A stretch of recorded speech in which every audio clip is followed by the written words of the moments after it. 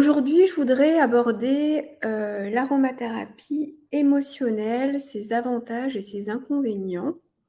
Si vous ne me connaissez pas, je suis Anne-Laure Jaffrelot, auteure du livre «L'aromathérapie pour les soignants» paru chez Duno et «Huile essentielle à sentir et ressentir». Ça fait une dizaine d'années que je forme les futurs praticiens, les professionnels du bien-être et de la santé qui souhaitent améliorer le confort de leurs patients ou de leurs clients avec les huiles essentielles.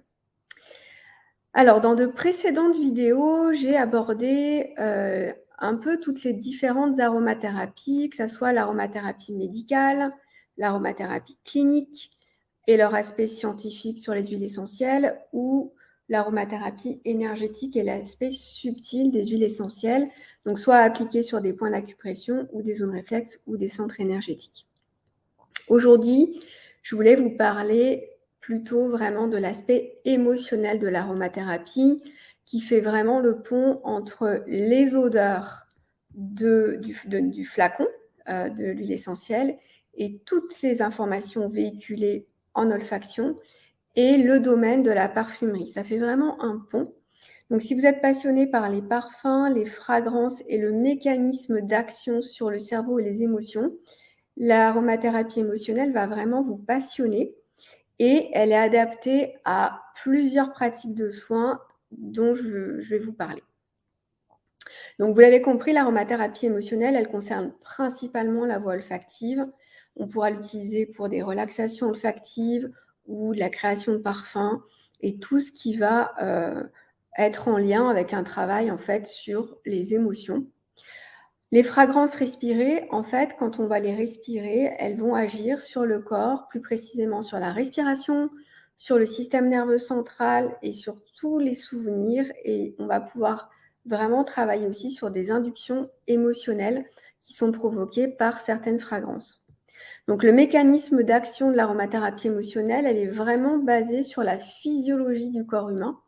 Le nez est vraiment fait pour respirer et décortiquer toutes les informations véhiculées par les odeurs, que ce soit des odeurs de synthèse ou des odeurs naturelles ou des odeurs du quotidien, pas que les huiles essentielles et pas que les parfums. Et les molécules odorantes qui sont captées par les muqueuses du nez vont arriver sur les récepteurs du bulbe olfactif qui est vraiment situé en haut du nez, là presque entre les deux yeux, et qui vont voyager dans les différentes régions du cerveau grâce aux neurones olfactifs. Donc, après un bref passage par le cortex qui tente de reconnaître la carte d'identité olfactive véhiculée, ça c'est le premier réflexe qu'on a quand on respire une huile essentielle, c'est vouloir absolument savoir ce que c'est, mettre un nom sur ce que c'est. Ensuite, l'information de la fragrance, elle va être transmise à l'hippocampe, donc c'est le siège du cerveau limbique qui abrite notre bibliothèque à souvenirs personnels. Et ensuite, c'est l'amygdale qui va prendre le relais et qui va teinter d'un j'aime pas l'odeur sentie. Donc tout ça, ça va très vite. Et puis enfin, le cortex orbifrontal va décider de s'approcher de l'odeur, de la garder ou de s'en éloigner. Donc ça va très vite. Les avantages, il y en a énormément de cette façon de pratiquer. Donc c'est tout d'abord une approche qui ne requiert pas de grosses connaissances biochimiques pour utiliser les huiles essentielles. Il y a très peu de quantités d'huiles essentielles qui sont utilisées, qui sont déposées sur les muqueuses. Donc il n'y a pas d'interaction médicamenteuse. Après, c'est une action rapide et puissante. Il y a plusieurs travaux, notamment les travaux de Baron en 90, qui a montré qu'une odeur agréable ou jugée agréable pouvait vraiment augmenter les performances et aussi diminuer l'agressivité. Donc, il y a toute une action aussi sur le comportement. Et à contrario, les mauvaises odeurs vont augmenter le degré d'agression, d'anxiété, de fatigue, de tristesse et diminuer la concentration. Donc, il y a dans cette olfaction aussi l'aspect émotionnel, mais aussi l'aspect comportemental et l'aspect aussi concentration, mémorisation. Ce qui est intéressant avec l'olfaction, c'est qu'on a une action très rapide sur les pensées. On a un calme mental qui se fait assez rapidement et une acuité aussi qui peut venir. le flot des pensées est très rapidement calmé ou va être perçu comme moins envahissant. Donc, il y a tout un aspect relaxant, en fait, à sentir une odeur agréable. Et puis, il va y avoir une détente du corps très rapide, même si certaines douleurs peuvent se faire parfois ressentir ou mettre en perspective dans le corps. Mais de manière générale, ça agit vraiment sur une détente au niveau de la respiration et du corps. Autre avantage, c'est qu'avec les fragrances aimées, on peut vraiment recontacter des souvenirs agréables et leurs sensations physiques associées. Donc on peut remettre une personne dans une sorte de bulle de relaxation, de détente, la mettre dans des paysages de vacances ou dans des souvenirs de vacances, comme on peut avoir par exemple avec les agrumes, l'orange ou la bergamote, qui vont nous ramener en Italie, plutôt en été, et on peut sentir la sensation de chaleur sur sa peau, voir éventuellement la mer, etc., etc. Donc on peut vraiment faire tout un travail comme ça de reconnexion à des lieux, des souvenirs très agréables.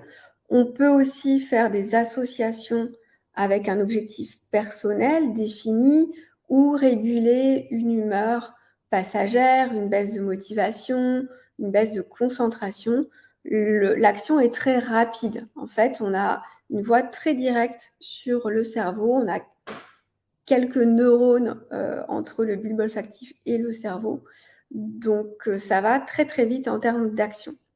Et l'autre avantage, c'est que c'est vraiment le nez qui va décider si oui ou non l'odeur est gardée, ce qui permet de facilement éloigner les odeurs non aimées ou trop fortes pour les muqueuses ou trop stimulantes pour le système nerveux et le nerf vague. Une odeur non aimée, ça va être un bon indicateur sur la facilité ou non du travail avec l'émotion. En général, donc, plus l'odeur est aimée, plus le travail va être facile, plus la porte est ouverte.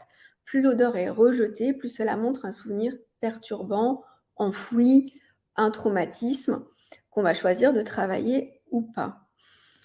Donc, en complément de l'aromathérapie scientifique, c'est une bonne façon d'aller plus loin dans le choix des huiles essentielles et de pouvoir prendre en considération tout cet aspect psychosomatique d'un trouble qui est là en arrière-plan, j'ai envie de dire, souvent d'une douleur ou d'un trouble physique.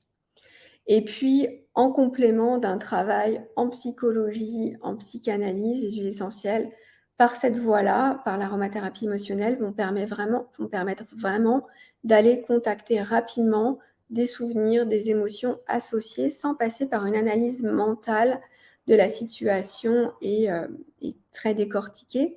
Donc, ça fait vraiment un très bon complément avec un travail, un accompagnement émotionnel.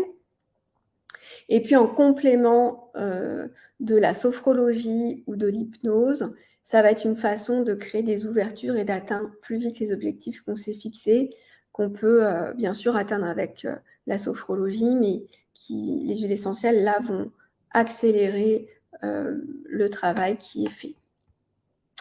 Alors, bien sûr, il y a quelques inconvénients. Je regarde si vous avez des questions en attendant. Bonjour à vous toutes, merci d'être là. Alors, les inconvénients de l'aromathérapie émotionnelle, quels sont-ils? Donc, comme vous l'avez compris, le trajet odeur-cerveau est ultra rapide. Il y a 2-3 synapses, pas plus. Donc, il y a des souvenirs qui peuvent refaire surface de manière très fulgurante. Voilà, ça peut surprendre quand on n'a pas l'habitude de travailler avec les odeurs.